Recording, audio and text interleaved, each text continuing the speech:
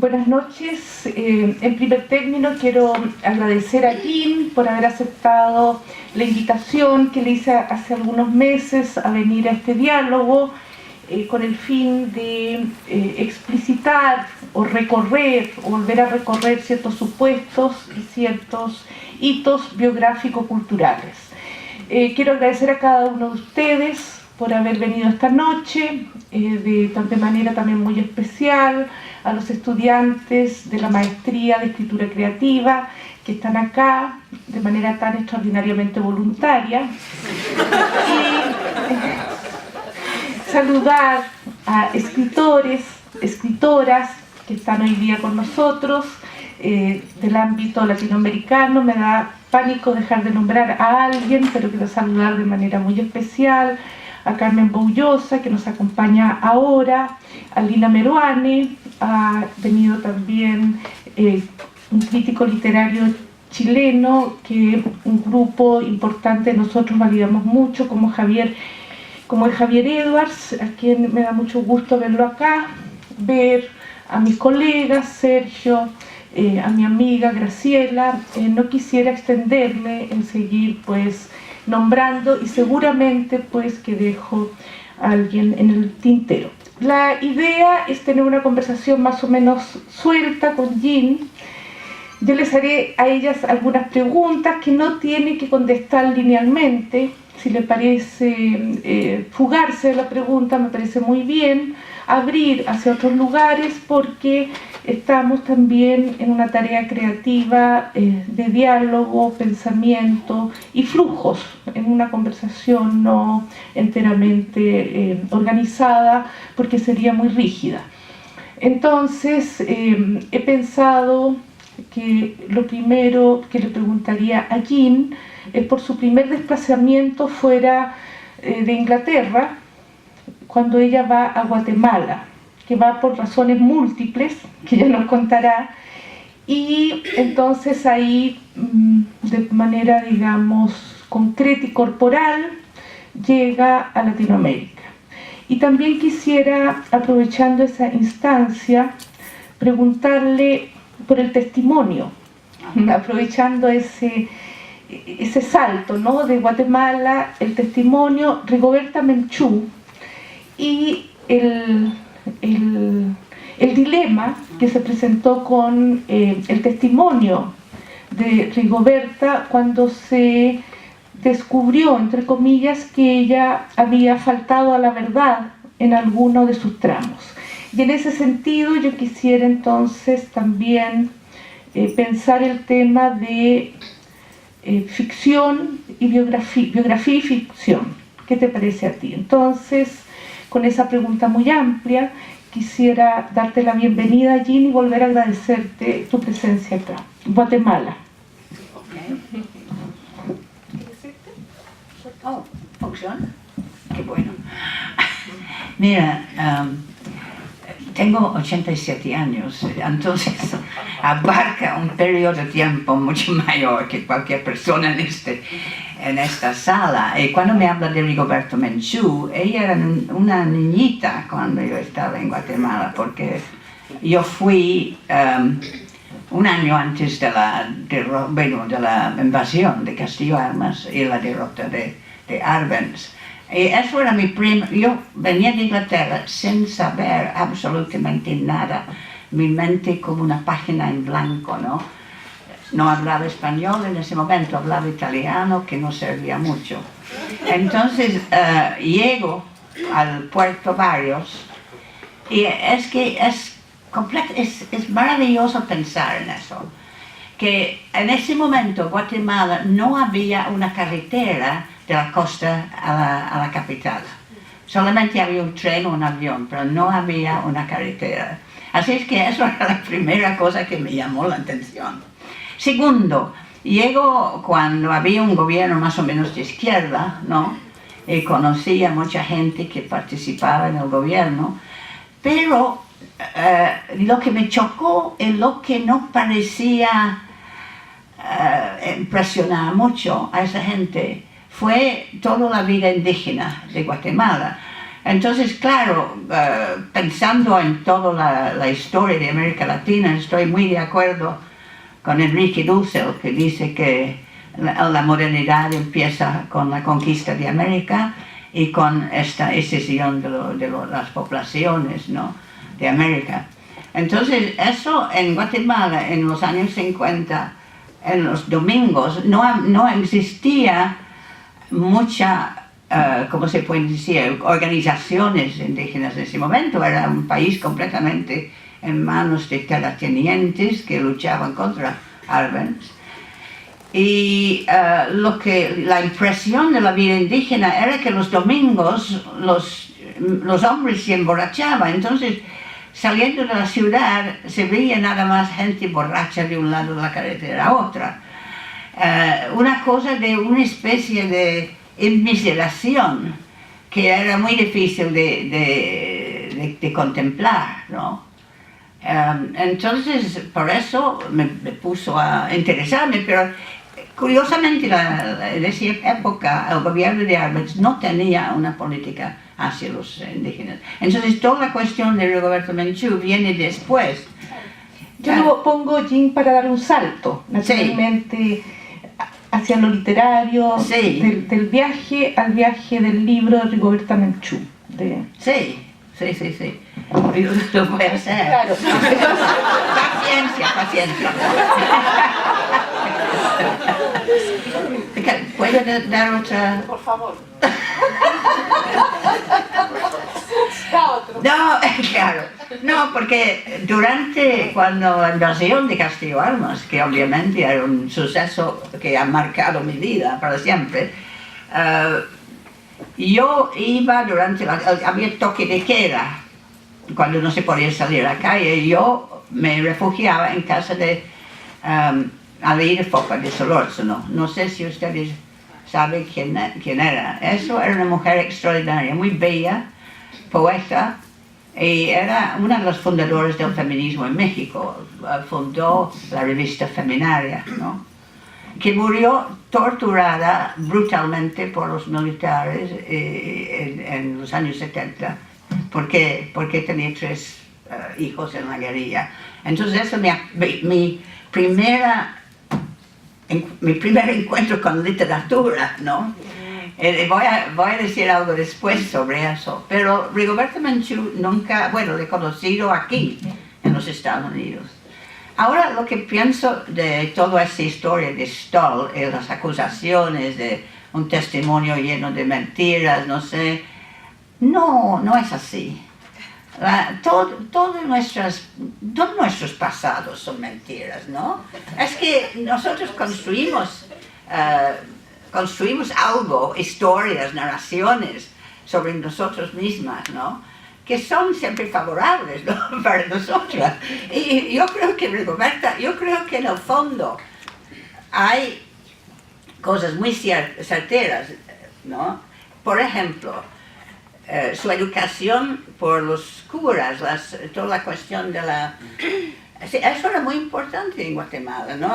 Por la movilización de la indígena, en ese caso, secciones de la iglesia. Era muy fundamental y que les costó caro porque asesinaron al obispo Girardi, ¿no?, después. Así que yo creo que no hay que ser demasiado académico en leyendo este testimonio. Hay que leerlo más bien con una especie de pasión para saber cómo era, porque sí, hay ciertas cosas como la idea de los chicos yendo a las plantaciones en el trópico para hacer los trabajos, y luego de toda la cuestión de la opresión brutal, que era brutal, es que había una guerra de exterminio de los indígenas de Guatemala. Murieron, creo, 70.000. Así que yo creo que hay que, no sé. No sé si podré decir, Jean, que en realidad tú estabas casada con un guatemalteco. Esa era parte de la historia que no quiero contar.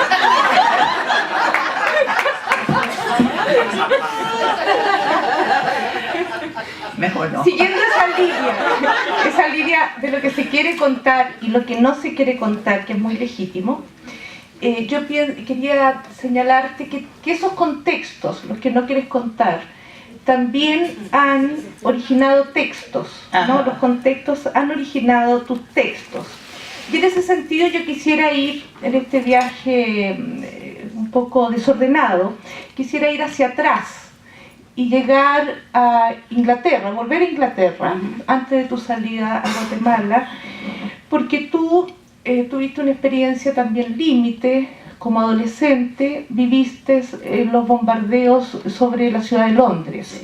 Entonces, si es posible que tú te refirieras a esa experiencia y si esa experiencia te ha acompañado en tu camino en relación a la violencia o a las violencias, y cómo ha gravitado, no en un sentido tan lineal, pero cómo ha gravitado en todo tu vida cultural. No, pero aparte de eso, era muy fundamental todo ese ambiente de la guerra, ¿no? Es que vivir por la guerra, después de la guerra, porque daba, no sé, una especie de visión muy optimista de después de la guerra, ¿no? Como si después de la guerra íbamos a llegar a una especie de situación mucho mejor, ¿no? Entonces la idea de un progreso que después obviamente se ha destruido totalmente, ¿no? Pero eso era muy importante. Ahora, yo regresé a Inglaterra para estudiar después de vivir en Guatemala y México. En México tomé contacto con una vida cultural muy rica en ese momento, en los años 50, porque había un núcleo de gente ahí, los pintores, obviamente, Siqueiros, Rivera, toda esa gente, y luego, por otro lado, Octavio Paz y mucha otra gente, otros poetas, tenía una cosa muy interesante que se llamaba poesía en voz alta. Mi educación en Inglaterra había sido totalmente conservadora, ¿no? Se lee todos los autores ingleses hasta el principio del siglo XX, y ya no hay literatura contemporánea, no hay escritores vivos, son todos muertos, ¿no? Entonces, entonces para mí la cosa de poesía en voz alta era realmente una revelación. No es que recitaba poetas necesariamente contemporáneos, y me acuerdo, por ejemplo, que Quevedo era uno de los favoritos, ¿no? Pero es que era la cosa tan contemporánea también, lo hacían contemporáneo, ¿no? Era una cosa genial que pasa así en ese momento. Entonces, me entusiasmé por la literatura, quería estudiarlo. Por eso regresé a Inglaterra. En Inglaterra, en la Universidad de Londres, no existía la literatura latinoamericana, solamente la literatura española, y tenía que empezar en la Edad Media con el Siempre Expedita y seguir así hasta Lorca, ¿no? Así era. Entonces, la cosa más curiosa es que como la única persona en la clase o en la universidad que había pasado tiempo en América Latina, me nombraron experta. Entonces, como eso es la cosa que quiero decir a los estudiantes, que no temen cuando no encuentran una carrera brillante al principio, porque todo es accidental completamente, no hay planificación posible en la vida, todo es accidental. Entonces, accidentalmente me nombraron experta. Y inmediatamente me contrataron a escribir un libro sobre América Latina. Y era bastante difícil, porque ni había los libros, ¿no? Nada, ¿no? Era una cosa difícil. Así salió The Modern Culture of Latin America. Sí, sí. Y la cosa era que después, como ya era fijada como experta, me hicieron escribir dos historias más, hasta que me harté completamente. Y fui para el Perú. Pero, Jean, siguiendo este hilo un poco, digamos, indiscreto, yo quiero recordar que tú también fuiste actriz de cine en México. Oh, es que no tenía dinero. Entonces, actué como extra. Nada más. No, pero lo peor fue una película que filmaron en la isla de Pascua en el Día de los Muertos. Y yo, obviamente, tenía el papel de turista. Entonces, lo que pasó fue que el cura de la isla o de la parroquia nos atacaron con piedras por profanos. Éramos profanos, ¿no? Bueno, eso era mi vida de actriz. Ahora, tu primera formación, Jean, fue en historia. Sí. Entonces, de historia, del pregrado, me refiero. Sí. Y después tu doctorado fue en literatura. Pero, ¿cómo fue ese paso y cómo dialogan o sigue dialogando esas dos prácticas, Sí. esa especialidad en ti? Sí. Pues yo creo que siempre he tenido una visión histórica también, ¿no? No mecánicamente, pero siempre me interesan los documentos, todo el aparato de la historia. Me encanta la investigación.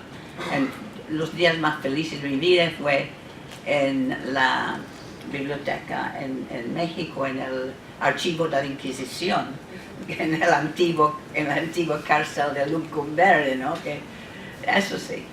Siempre he tenido un interés. Y yo creo que aquí en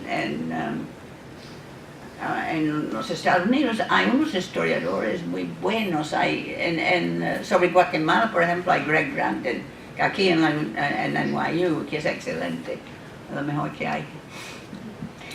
Entonces, Jean, ¿cómo fue pasar entonces de estas etapas, como tú dices, de especialista, de libros obligados, a tomar, digamos, la pasión crítica, a ingresar, digamos, en la pasión crítica? Y ahí, ¿cómo viste el tema del poder, el poder crítico, crítica y poder? ¿Lo pensaste o no? ¿O estabas todavía tratando de establecerte como crítica? ¿Cómo viviste ese...? Es un poco difícil pensar eso cuando en mis clases en la Universidad de Londres consistía de 4 personas, ¿no? Entonces, ¿qué poder? Pues, el texto, los textos. El texto, bueno. Los textos. No, es que mi primer libro que verdaderamente me apasionaba era el libro sobre César Vallejo, que ha tenido una historia muy rara porque cayó como en la nada, ¿no? Durante años. Y ahora la gente está preguntándome, y ni tengo un ejemplar del libro, no tengo. Pero eso fue puramente por afición, porque era algo que quería hacer. No tenía nada que ver que me pidieron el libro ni nada. Eso sí. Y la misma con el libro sobre mujeres, ¿no? La misma cosa, que era una cosa que quería hacer absolutamente. Y no sé, poder, no sé cómo entiendes poder en ese sentido. Bueno, siempre ha habido en esa área, no en el sentido negativo, no, sino en el sentido, digamos, de precisamente una política del poder, es decir, en el sentido de que tú escoges tus objetos, Ajá. tú los instalas en tu libro, más allá del eco y efecto que en tu caso ha sido muy, muy concreto. Entonces, en ese sentido hay, pienso, niveles de poder en las escrituras críticas, sobre todo en lo que se refiere a instalaciones. En lo que se instala y de paso lo que no se instala. Hay una elección por los objetos y esa elección siempre es política. En un punto, no estoy por supuesto refiriendo a partidos políticos, sino es política y además tiene efectos sobre los otros textos, porque es una intervención también. Entonces, en ese sentido, ¿cuál fue la política que te llevó a decidir objetos, a libros, objetos, textos? estéticas. Es que no entiendo la pregunta, francamente. Perdón. Bueno, la dejamos, porque puede ser una pregunta un poco complicada o enredada, pero la dejamos suspendida allí, la vamos a discutir más adelante. La cuestión del poder que me... El poder, no, claro, yo no hablo en el sentido tan... El poder ha sido un poco demonizado también, ¿no? Pero también somos sujetos de poder, pienso, en ese sentido yo sigo a Foucault, que tenemos ciertos poderes. Ah, bueno, sí. No, todos, todos. ¿Cuánto tenemos? Bueno, eso es otra cosa. Pero, y en ese sentido uno camina con sus poderes. Y en ese sentido tú trabajaste ciertos temas, escogiste el tema de las conspiradoras, las mujeres, y me imagino que en eso quisiste incidir en el mundo cultural. Elegiste ese objeto, o Vallejo. Hay una elección de un objeto y eso busca tener efectos, conseguir ciertos efectos. Entonces, en ese sentido es que hablo de políticas y de poder, cuando tú eliges. Eso. Bueno, en cuanto a Vallejo, no sé realmente. Yo creo que fue sencillamente un poeta injustamente desconocido en el mundo inglés en ese momento, ¿no? Casi no había traducciones. Entonces me parecía que eran unos poetas mejores del siglo XX. Entonces, por eso, una cosa nada más de, como si ya sea justicia, un gran escritor. Pero las conspiradoras era otra cosa, porque eso sí iba un poco en contra de un cierto feminismo que era muy mecánico. Todas las mujeres son buenas, ¿no? Y no sé, los hombres son todos malos, etcétera, etcétera. Pero esta cosa sí, las conspiradoras, porque encontré trucos, ¿no? Como los trucos, las manías, todas las formas muy sutiles y muy complicados en que las mujeres trabajaban, aún en ambientes como los ambientes de la colonia, el ambiente de la colonia, por ejemplo, ¿no? Y claro, las investigaciones eran maravillosas porque me interesa mucho todo el archivo de la Inquisición. Si ustedes tienen tiempo, vale la pena leer eso, es una maravilla. Porque los secretarios de la Inquisición escribían todo. Entonces cuando torturaron a alguien le dicen ¡ay! Ponen ¡ay! Es una cosa increíble, ¿no? Entonces, no sé, eso sí una cosa. Luego las mujeres de los años 20, por ejemplo, ¿no? Como Rivas Mercado, tan loca, ¿no? Tan loca que se suicida por Vasconcelos, ¿no? ¿Eh? Sí, en la Catedral de Notre Dame, nomás se pone un tiro en la cabeza. Pero no, es que eso era pura alegría todo eso, pero también un poco de la política. Un poco. Bueno, ahora, Jean, para volver a los tiempos, digamos, de las múltiples emergencias de ese tiempo, cuando tú publicas, hay un gran movimiento en América Latina de recuperación de las riquezas básicas, de los recursos naturales. Además, ha pasado la Revolución Cubana como un hito muy elocuente para el mundo latinoamericano. En ese tiempo, estamos hablando de momento inmediato, hay una agitación que recorre el mundo latinoamericano. Entonces, ¿cómo piensas, cómo viviste esa relación histórica entre la agitación política y la emergencia de esos textos que venía un grupo también de manera muy energética surgiendo en el mundo latinoamericano? Bueno, eso realmente era vivir una ruptura, la ruptura de algunos de los escritores con Cuba, ¿no? Que eso fue. Yo fui a Cuba en 68, 79, que era justo el momento de esta ruptura. Entonces era, no sé, porque los cubanos no eran exactamente perfectos tampoco. Pero bueno, es que la ruptura era muy seria, ¿no? Pero es que lo que pasó en Cuba, conocí a todo un núcleo de gente. Conocí a Ángel Rama, Noel Hitrick, a David Viñas, toda esa gente, ¿no? Que me introdujo finalmente a otras partes de América Latina que no había conocido antes. Porque con raíz, o después de esta estancia en Cuba, que era para el premio de Casas Américas, ¿no? Fui a Argentina, que me parecía el país más exótico del continente, totalmente exótico, raro. Es un país muy raro.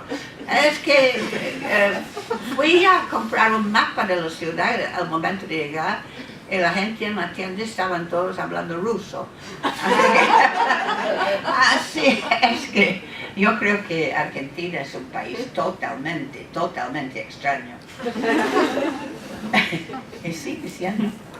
Pero, pero en relación a, por ejemplo, la emergencia de Fuentes, Sí. de Cortázar, Sí.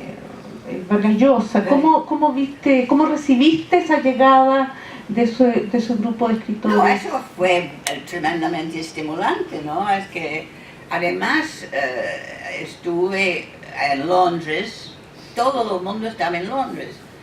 Vargas Llosa, García Márquez estaba en Barcelona, Cortázar en París, todos viajaban, se veía cada rato, ¿no? Todos venían a Londres. Así es que era un momento en que se conocía a los escritores como personas vivas, no meramente en la página. Y, claro, es que el primer impacto de todo ese grupo era de una brillantez, una novedad, etcétera, ¿no? Entonces es difícil recomponer toda esta escena ahora porque estamos un poco cansados, hemos pasado a otra época, pero en ese momento sí. Me acuerdo cuando, que por ejemplo, fui con Vargas Llosa a Cusco. Había un montón de gente esperando en la universidad, parecían miles de gente, ¿no? Esperándole con entusiasmo y preguntándole ¿por qué no toma un fusil para ir a la montaña? Dicen, ¿no? Que querían que entre en la guerrilla, ¿no? Inmediatamente. Así era el ambiente. Y las chicas querían que él firma en las blusas, ¿no? Pone su firma en la blusa. Así hay también esta mezcla de literatura que excitaba y celebridad al mismo tiempo. Y entusiasmo también, porque se pensaba que las cosas iban a cambiar por toda América Latina, ¿no? Es que era un optimismo tremendo. Que eran muchos y múltiples. ¿Cuál fueron los que más, te fueron más elocuentes para ti? De los textos de Vargas Llosa o de Rulfo, o, en fin, de esos que se estaban produciendo en otro registro, en otro lado Borges, ¿no? Pero claro, un poco distante, en otro punto. Rulfo siempre, Rulfo. Guimarães Rosa también, brasileño, ¿no? Y luego las primeras novelas de Vargas Llosa, ¿verdad? Me gustaban. Y es muy interesante después, leyendo la historia de esta generación, que publicaban en España bajo Franco, donde había censura.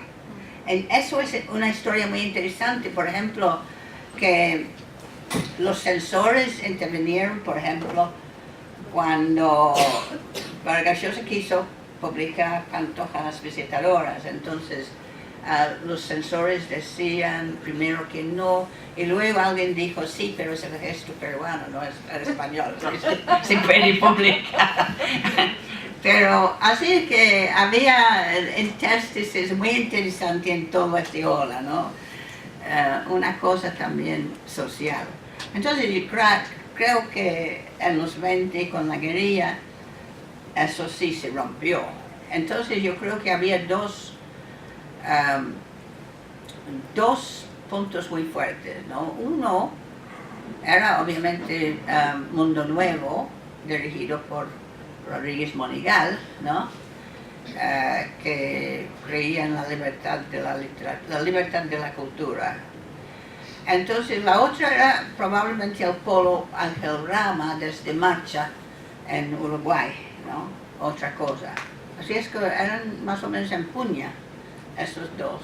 Así que claro, después con los gobiernos militares y la represión cambió un poco el diálogo, no se podía dialogar de la misma manera. Pero durante un momento toda esta división era muy fuerte, la polémica, ¿no? Crítica y... sí.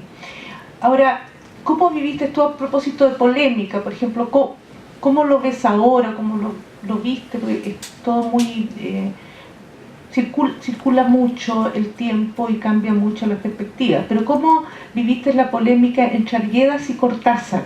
Entre lo cosmopolita y lo local, y cómo podría ser leído hoy en el contexto de la globalización y las nuevas fronteras, ¿no? Que ya no son tan claras. ¿Cómo ves esa polémica? Sí, acabo de escribir un artículo que se llama Murder or Suicide sobre Arguedas, porque me asombró la ferocidad de los escritores del boom contra Arguedas. Era increíble. Y Cortázar era famoso porque decía que despectivamente que no es importante esta literatura que se asemeja a las 5 notas de la queda. Y yo creo que, ¿por qué? Porque Arguedas tenía una cultura que era una cultura que conocía a fondo toda la cultura quechua. Y entonces en mi artículo yo arguyo que hay una guerra contra los idiomas indígenas, contra la quechua, porque quieren un idioma universal, como, bueno, dicen universal español, ¿no? Para que tengan lectores en la parte más culta del mundo. Ahora, yo creo que el colmo de eso era el libro de Vargas Llosa que se llama Utopía Arcaica, en que con el pretexto de escribir sobre Arguedas, escribe una destrucción de las culturas indígenas. Y no sé si ustedes han notado que en todos sus libros, cuando hay un personaje que habla quechua, siempre escupe, siempre es desagradable, escupe, ¿no? Algo así. Entonces, hay una especie de ferocidad contra quechua.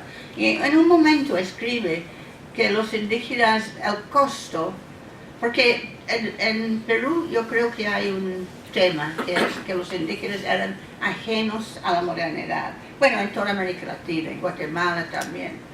En Chile también, Mapuche, son ajenos a la modernidad.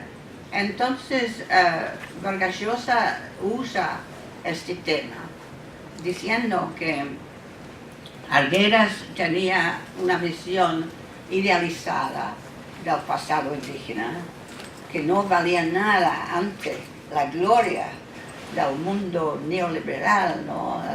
El influjo a la ciudad, y que pensaban que los indígenas, si llegaban a la ciudad, se olvidaban al quechua, entonces sí serían modernos, ¿no? Pueden alcanzar la modernidad así. Así es, pues, eso era su tema. Y yo me encuentro muy, no sé, feroz, muy en contra de todo este tema. Yo creo que, yo admiro a la gente como Carlos Montemayor en México, por ejemplo, que tenía talleres sobre lenguas indígenas. Y Arguedas, que también quería hacer del quechua un lenguaje literario. Yo creo que era muy importante todo esto, porque esos lenguajes tienen propiedades que no tienen el español. El español tiene otras propiedades, pero no los mismos que los idiomas indígenas, ¿no?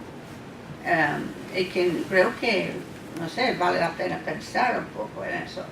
Lo que estamos perdiendo cada vez que se matan a los indígenas o les excluyen, ¿no? Etcétera, ¿no?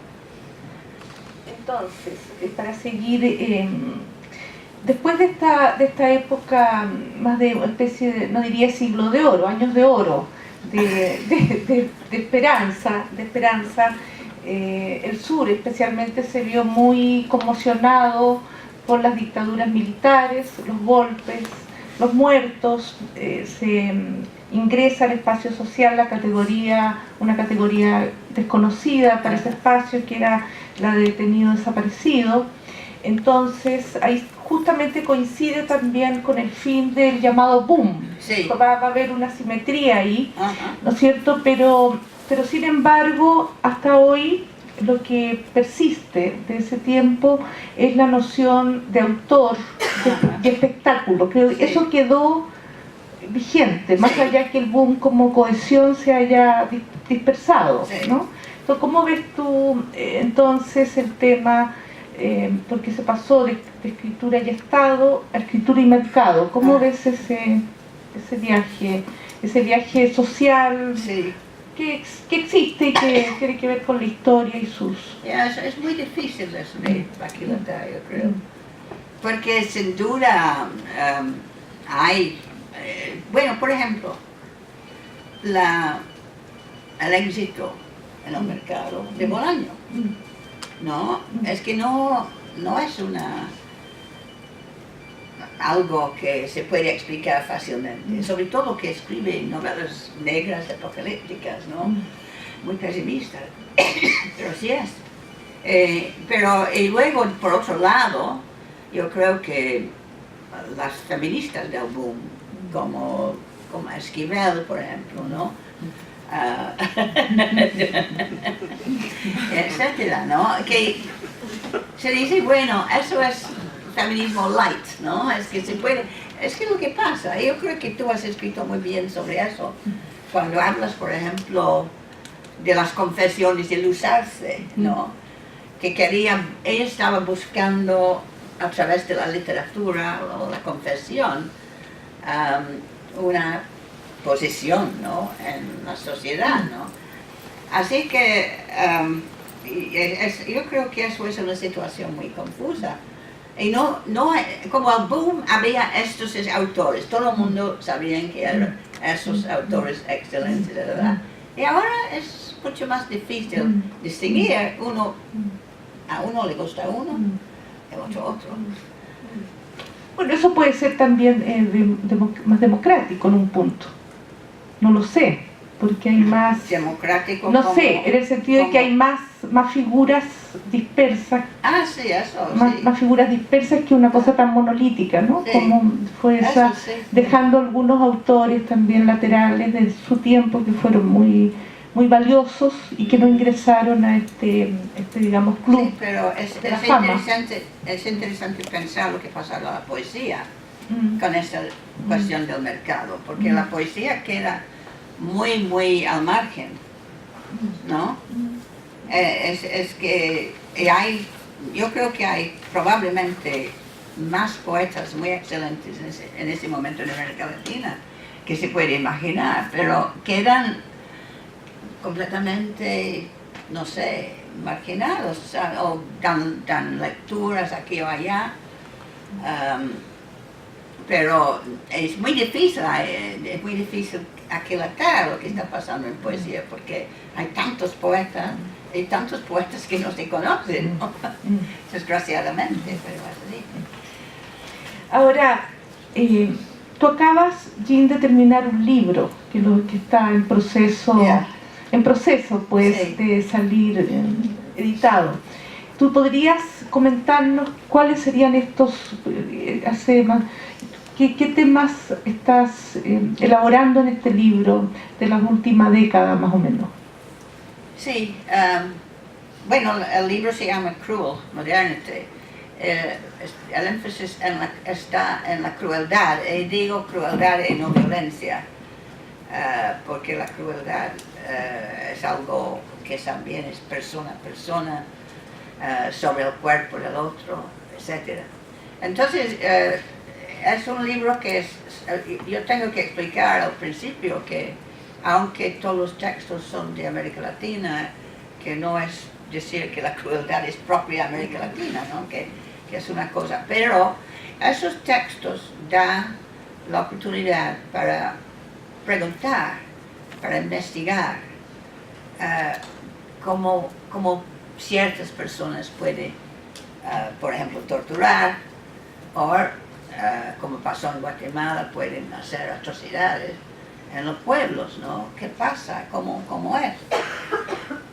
Y yo tengo la convicción de, bueno, en gran parte, bueno, es una especie de masculinidad extrema. Yo no hablo de masculinidad porque no es demasiado general, pero hay cierta masculinidad extrema que yo creo que se nutre en los ejércitos. Yo creo que es muy interesante no es una buena palabra, pero es muy crucial que los ejércitos centroamericanos eran los que realmente han fomentado la guerra narcotraficante, ¿no? Que hay un pasaje desde los ejércitos que cometían atrocidades al narco. Así que yo creo que probablemente no pongo eso como una especie de teoría firme, ¿no? Porque yo creo que es una cosa muy difícil de...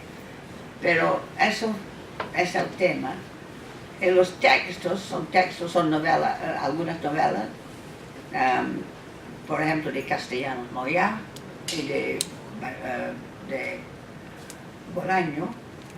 También son confesiones y las memorias de los torturadores, que hay muchos, ¿no? Que los torturadores hablan demasiado. Entonces hay todos esos distintos textos que uso en el libro. Vamos a dar la palabra en breve para que ustedes planteen sus preguntas, dudas o comentarios, pero yo quisiera también referirme a tu trayectoria académica, porque tú has sido, bueno, profesora universitaria en lugares muy importantes, profesora emérita de varias universidades, aquí en Estados Unidos, Stanford y Columbia. Y desde allí también has tenido un diálogo crítico con otros grupos, con otras producciones, ¿no? ¿Cómo ves tú entonces la escritura crítica académica y su posibilidad, digamos, de socializarse? Más allá, ¿es posible pensarla más allá de la academia o está inevitablemente va a dar exactamente ese lugar? ¿Cómo lo ves?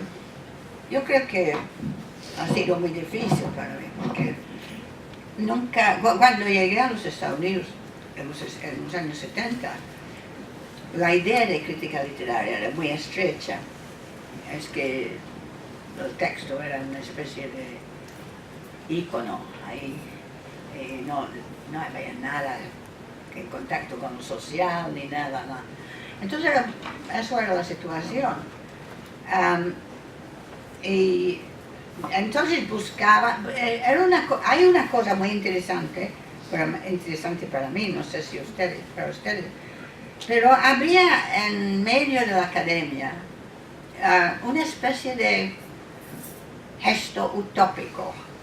O sea, en los años 60, 70, en San Diego, California, se fundó un departamento de literatura que no tenía divisiones nacionales. Era un departamento de literatura, no de literatura inglesa, ni francesa, ni española.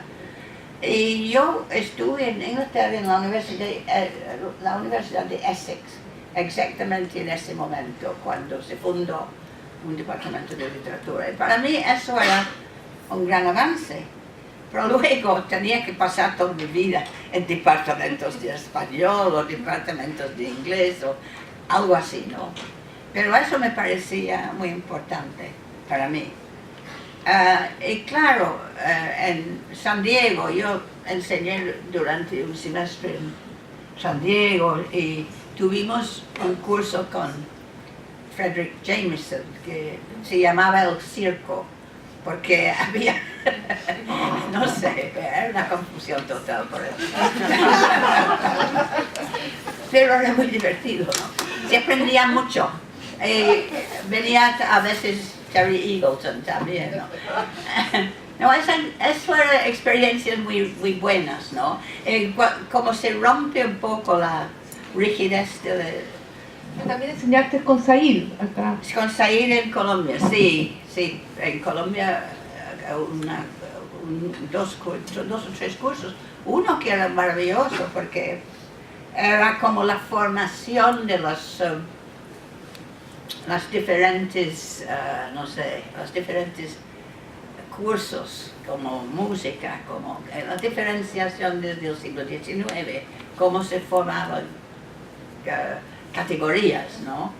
Y como Said era músico, también, ¿no? Tocaba piano, entonces era lindísimo.